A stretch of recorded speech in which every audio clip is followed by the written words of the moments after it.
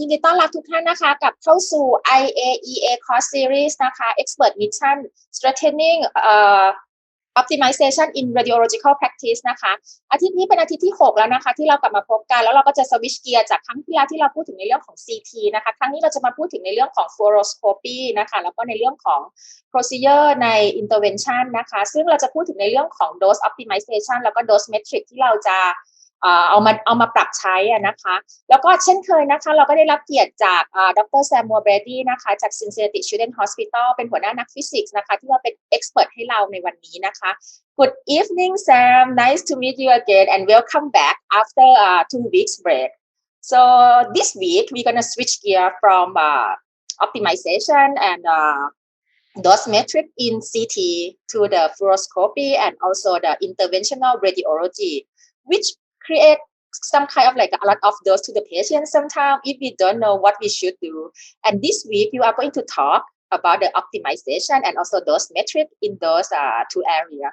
So welcome. Thank you. Thank you, Tanya, for that welcome. Let me get my screen up. All right. All right. Well, as was mentioned, we have been spending quite a bit of time, last actually 3 weeks, on the CT scanner. So we're going to shift gears now. We're going to talk about fluoroscopy. And fluoroscopy is an interesting creature. So when we talk about image quality, which we're going to talk about today, we're going to go over the various different image quality metrics that you will come to realize are the same for all imaging modalities, but they are when we go to optimize image quality, they're going to be somewhat different, more so different in fluoroscopy than they would be in, say, CT and in the coming weeks when we do X-ray and mammography.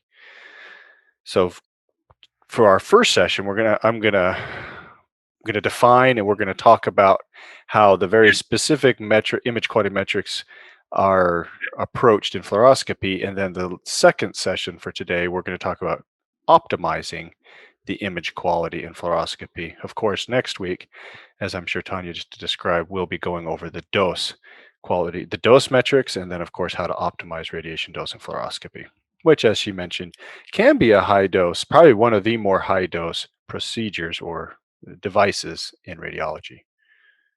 All right. So image quality metrics for fluoroscopy. Obviously, we need to just take a big step back. We say this every time because this is a diagnostic reference level. Forgive me, that should say DRLs, not DLRs. Diagnostic reference levels. That's kind of really why we're here. This is why we're talking about this over these last couple of weeks and for the next couple of weeks. As Thailand and, of course, everyone moves towards having national DRLs, where does image quality fit in this? Now, you may recall from the very first couple of weeks, we talked about how image quality, DRLs do not make any assumption for image quality.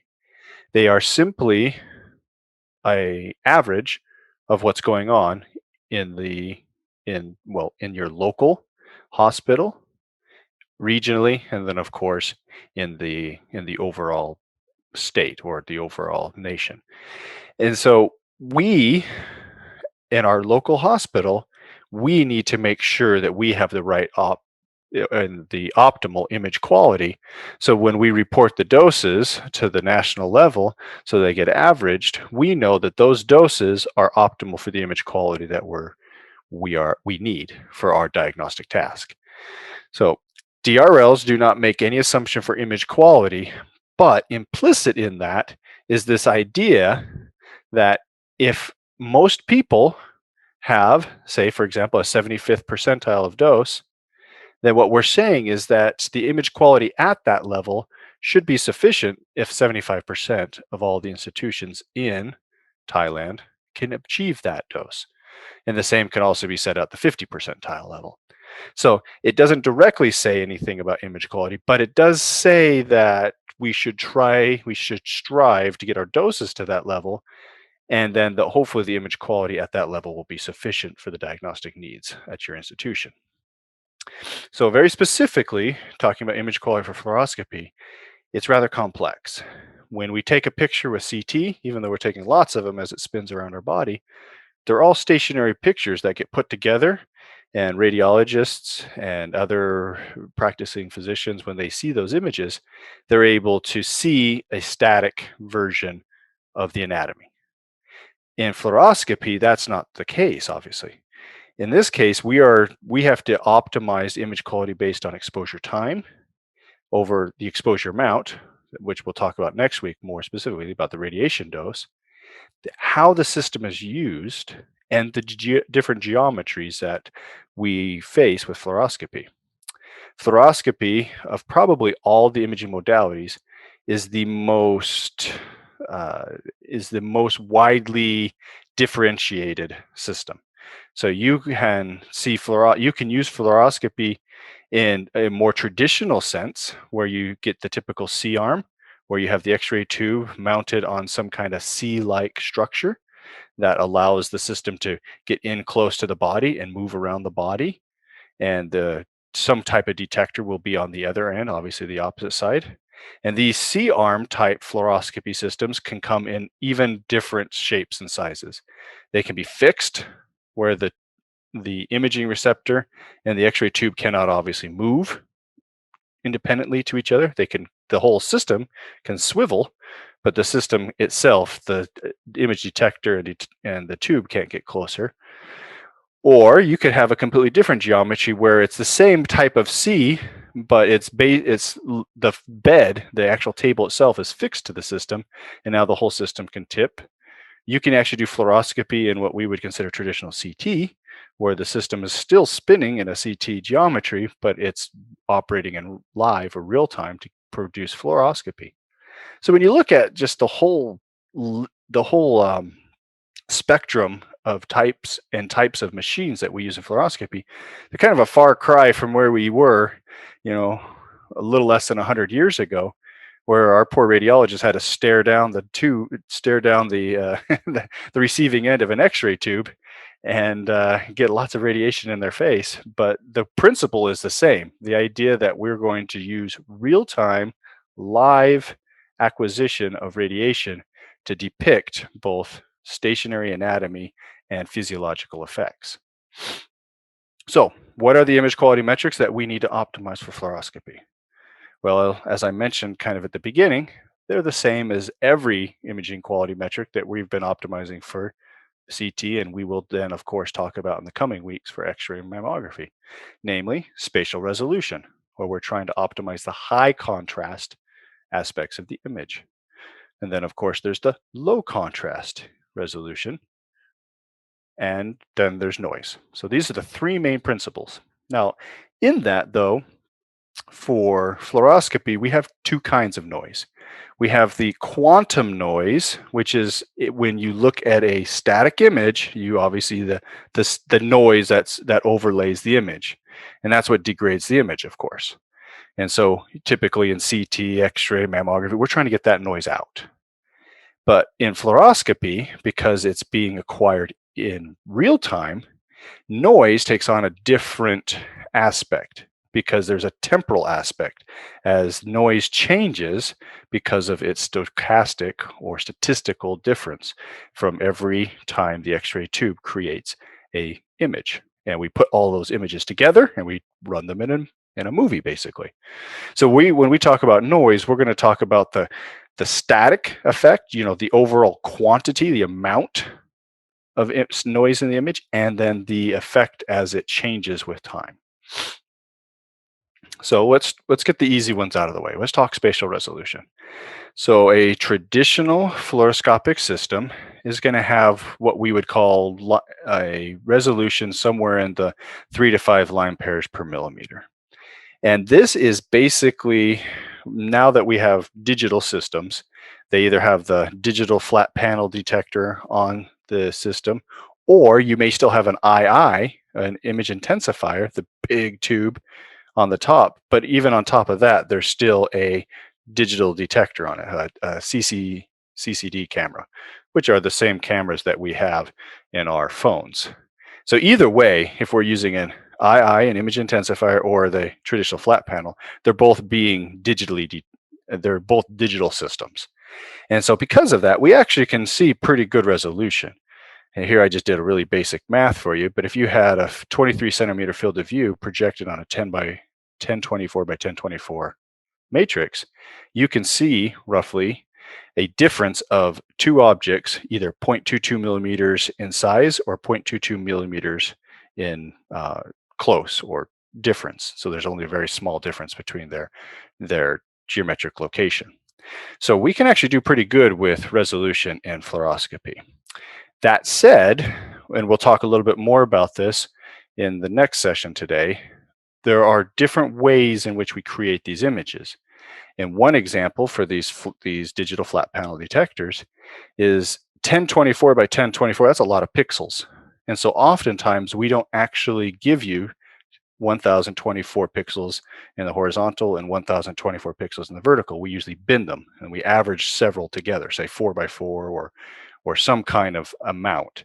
So you actually get much smaller images, matrices. The image itself is independent, but the matrix itself is smaller, in which case the resolution will decrease. And we'll talk about that in the next session. But basically what that means is depending on if you're binning or not binning, your resolution will be either high or low.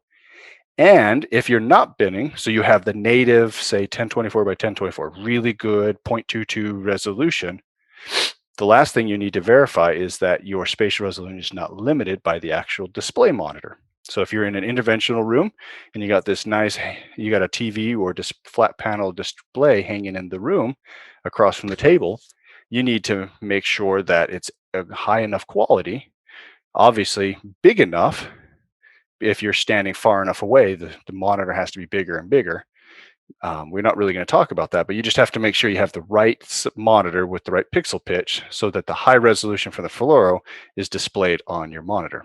And then there's other things, once again, we're not going to talk about, but if you're in a room, especially an interventional room with lots of lights on, because there's some kind of maybe semi-surgical process going on, you need to make sure there's a lot of luminance or light coming out of those monitors so you can actually see the contrast in the image.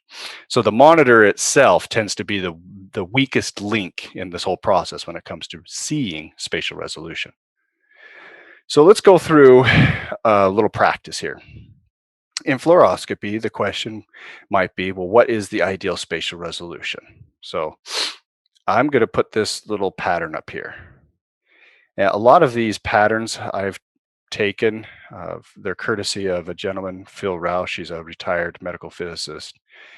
Came from Michigan, a state here in the United States, just a world-renowned physicist that specialized in fluoroscopy. And so by permission, I have several of his slide or images from his slides. So if I were in a live session, we were all sitting around back in Thailand, I would ask you what this is. And it might be difficult for you to identify what this object represents. Is that a number? Well, maybe, right? 12, 13, 14. Yeah. Now that I see the numbers next to it, I go, yeah, I think that's a 13, right? But what if I say, nah, what if I give you this image, this fluoroscopic image? Now you might say, well, no, that's not a 13.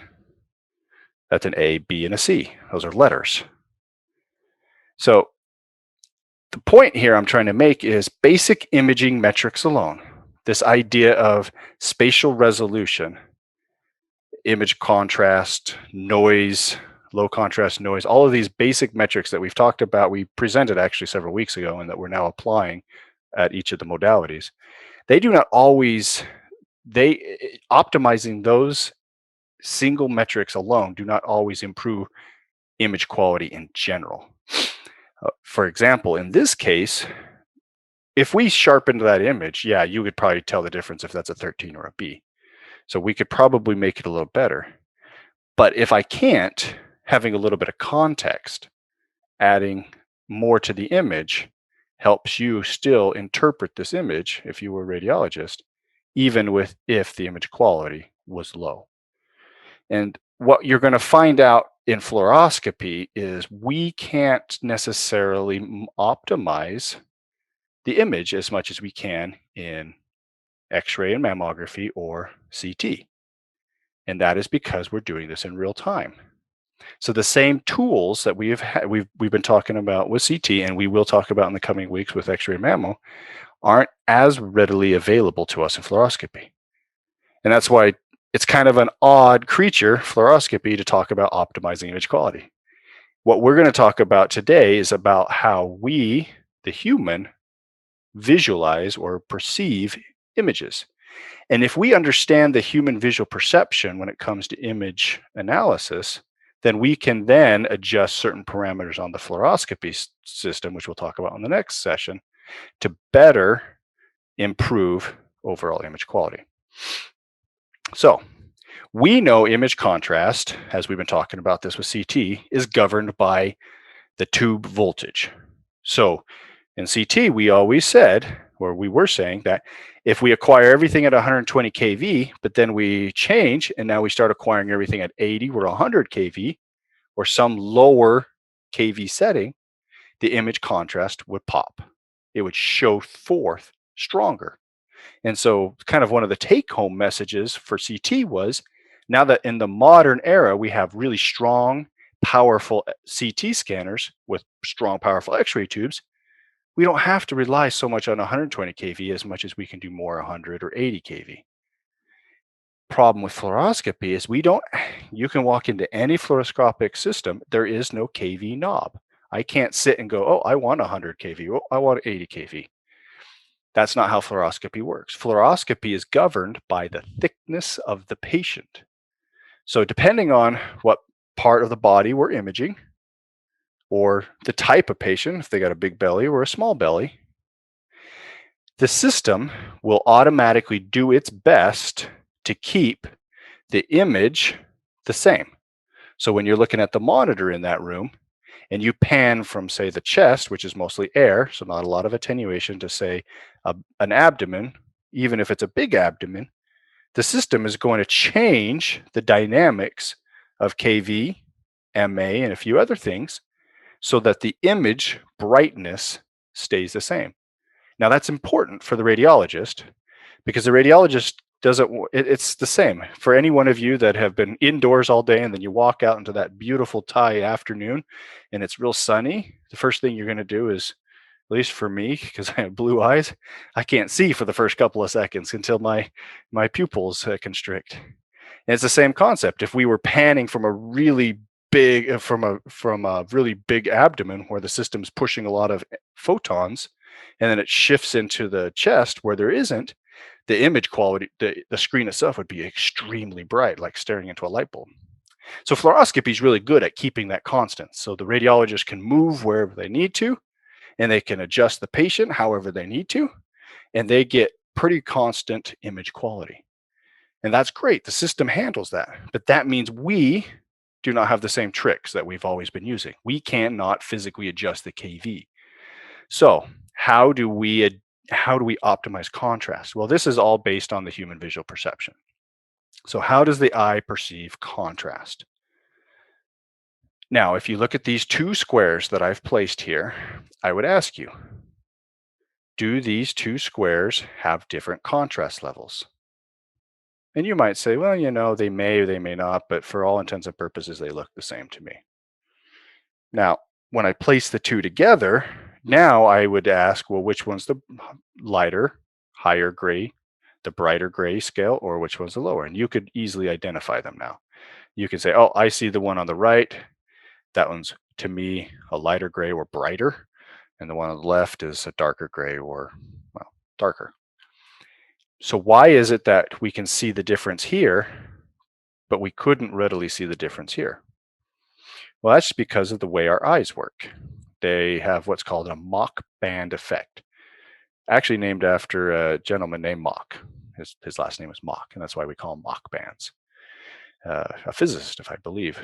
But the idea here is the way our eyes, the cones and the rods in our eyes, and how they're situated in our eyes, and how they're focused in on our fovea, how all of that is aligned in our brain, or our eye, that's what gives our body the ability to see edges.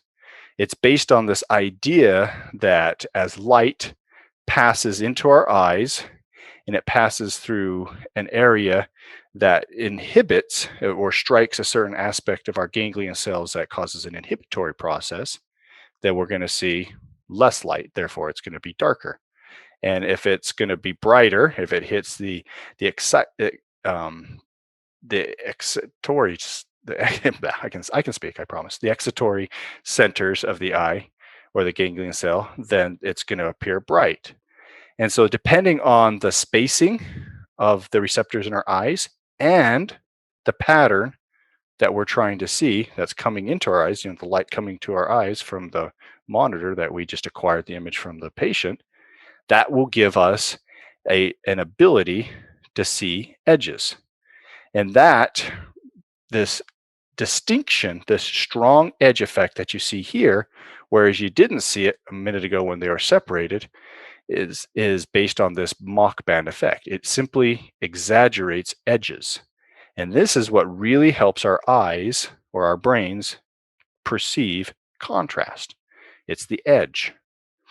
And so when you take kind of a step function here, where we're going to go from a low grayscale to a bright grayscale or a more white color, and all I'm simply doing is adjusting the amount of gray. So I'm going from dark to white, and I'm doing this in a very specific manner. I'm just adding maybe 10 or 15 grayscale levels. If I simply take and I measure and I sample each one of these using the computer, I see these nice, strong edges. Obviously, I'm transitioning from one grayscale to another grayscale. There is no gradient. It's one value, then another value. And each of the values are 100% uniform from edge to edge. But the reality is, if you look at this, our eyes see a difference at the edge. On the right side of each of these edges, the light or the pattern looks brighter. On the left side, the immediate left side of each of these edges, it looks darker. In other words, our eyes see this exaggeration, an exaggeration of low light and high light at an edge. And this is that Mach band effect. This Mach band effect is what really gives us the distinction or the distinctiveness in an object. We as humans, we basically see contrast in two ways. One is the distinctiveness of the edge, and two is obviously the distinctiveness or the difference between the object and its background. And we kind of talked about this. We didn't name it. We didn't call it a Mach band effect. But when we were doing this with CT, and we talked about the new reconstruction techniques out there, iterative reconstruction and deep learning, and how a lot of radiologists have struggled with these new reconstruction techniques because we are getting rid of the noise from the image. We didn't want that noise in the image. And so now we can see the anatomy more clear. But through that process, we have made the edges a little softer. And so we've actually diminished this Mach band effect. And so to the eye, these images are not as pleasing because we're reducing one or of the two the ways we visualize contrast. We are reducing the amount of, or the ability for our eyes to see contrast because we're removing the edges. So let's talk about that. Let's give an example of how edges can show contrast.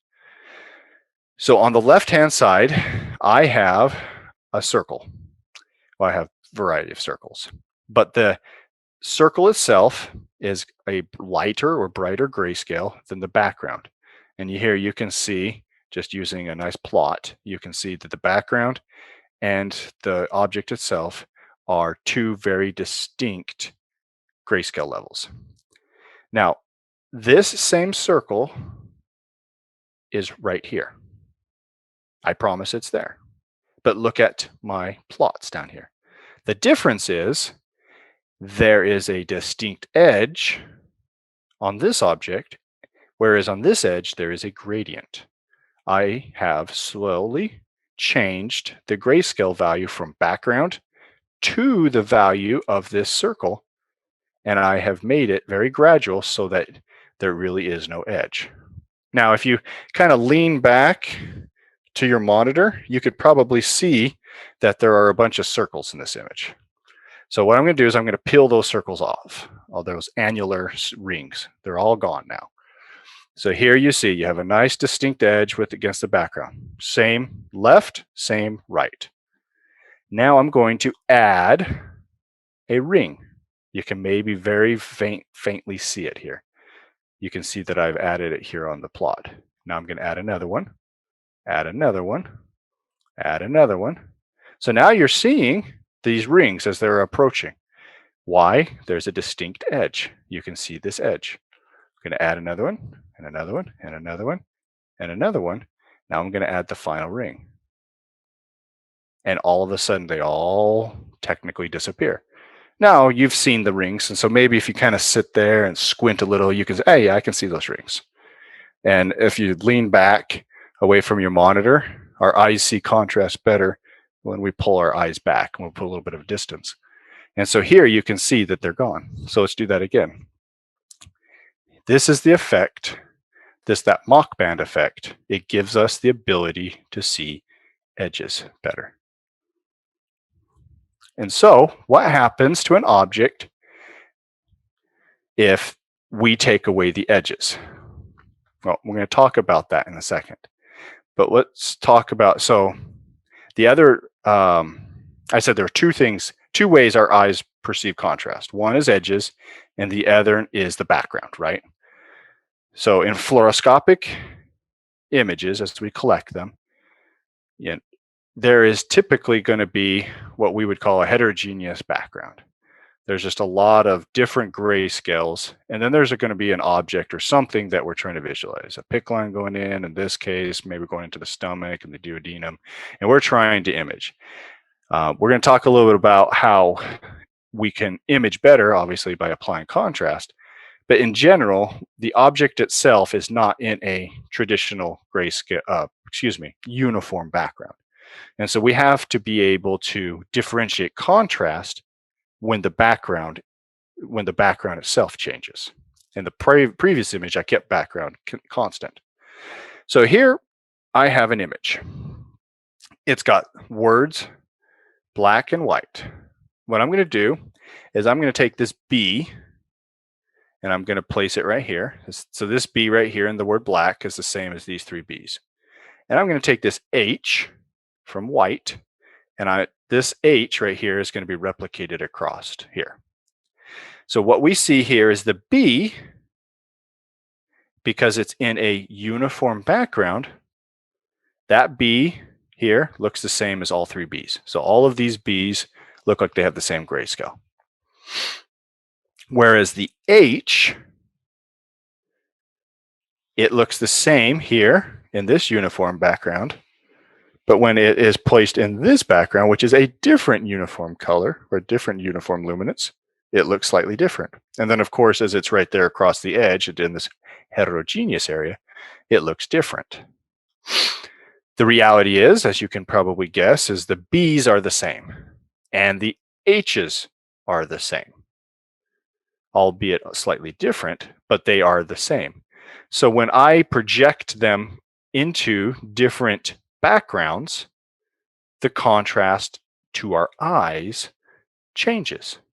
H looks brighter or lighter here than it does here. It's not true. The H is the actual same. So how do we get around this? We are looking at an object in a fluoroscopic system, and the background is going to be constantly changing, right? Because we're imaging in time. So there's really two ways that we can control contrast. So I'm kind of getting to a long-winded way to get to the point here, right? There are two ways we can control contrast. We can't dial KV, right? And we know now that we want edges and we want to control the background as much as possible. So if we can control these two things, we can optimize. So the first thing, of course, is if we can't control the background, we can control the foreground. So this is predominantly why we inject iodine or barium if we're doing like a barium swallow or something. And so we're imaging down in the gut and the abdomen. So what we're going to try to do here is we are going to try to optimize the contrast for the object itself that we're imaging. So maybe in the heart, for example. The reality is, if there was no contrast here, could you see this heart? No, I can't. No, not really. And that's just because all the soft tissue organs attenuate radiation similarly. They all have basically the same electron density. And that does not bode well for X-ray. When you look at a non-contrast CT, everything kind of looks the same. You can kind of pick out the differences. And of course, you know where the anatomy is, so you know where the organ should be. But here in fluoroscopy, because we can't dial in that KV, we have to do something else. So we're going to inject contrast into the body. So we're going to either control the contrast to the object, or B, we're going to control the background. And we'll do something like a subtraction angiography, where now we acquire the image, we get the mask, we apply the mask, and then we inject the contrast. And now obviously we subtract out the background. And so nice here, it's nice and rigid in the head. And so we don't have to worry as much down in the body. If we're doing, say, I don't know, anywhere in the kidneys or something, you're going to get some kind of movement. And so therefore, you're always going to have a little bit of motion artifacting. That can occur, of course, in the head. But for the most part, what we're dealing with here is we're reducing the background. So we either, one, inject and make the foreground stick out, or two, we get rid of the background, make it uniform so that the object itself has the same contrast throughout. Okay, so we know that we want to have distinct edges, or we want to have distinct backgrounds. So we've just affixed the idea, if we can't control so how do we control the background? But what do we do if we cannot control either one? What if we cannot control the edges, or doing subtraction angiography is not an option, or really not necessary? This is where noise actually becomes a helper for us in fluoroscopy. Up to this point, we've always looked at noise as a bad thing. And it's because noise always obscures anatomy or a physiological effect. So what we're going to deal with now, because this is real-time imaging, we can see the difference of one object to another when it's being played in time. And so what we're going to do is we're going to look at an object here that has no contrast, zero contrast, the object to the background. There are no perceivable edges, and we cannot control the background in this case. So what we're going to do is we're going to induce contrast based on noise. So in this image, this background, I have embedded an object. And I'd ask you if you could find it if we were live, but in person, but you probably can't see it. So what can I do? Well, I can turn my fluoroscope on. I bet you can see the object now, right? So the object starts at the top, and it does this fun little circle. Why could you see that? There is zero contrast difference between that object and its background. The only reason you can see that is because it's moving. So in this case, the object is moving, the background is fairly stationary. That's not always necessarily the same. We're not reaching in and jiggling the patient's heart or moving their kidneys around. Actually, what we're doing is we're moving the noise. Noise is random. We call it stochastic, right? It's random. So every time you acquire one image, you get a certain noise pattern. Now, if you acquire the exact same image, so you haven't physically shifted the body, you're doing the same image, the anatomy, the physical aspect of the body hasn't changed, but the noise, of course, changes. So speed that up, and now we're doing that 30 frames a second, 15 frames a second, whatever your pulse rate is. Now you are keeping the anatomy mostly stationary, but the noise itself is changing. So the effect of what we were just doing a minute ago, moving the object, is now going to be different. Now what I'm asking you to do in this example is tell me how many number sevens can you see in this image? Well, what happens if I go like this? Now what I'm doing is I've injected a lot of noise. There's a lot of numbers there that are not sevens, but the sevens are stationary. Given enough time, you could probably count the numbers as sevens, right?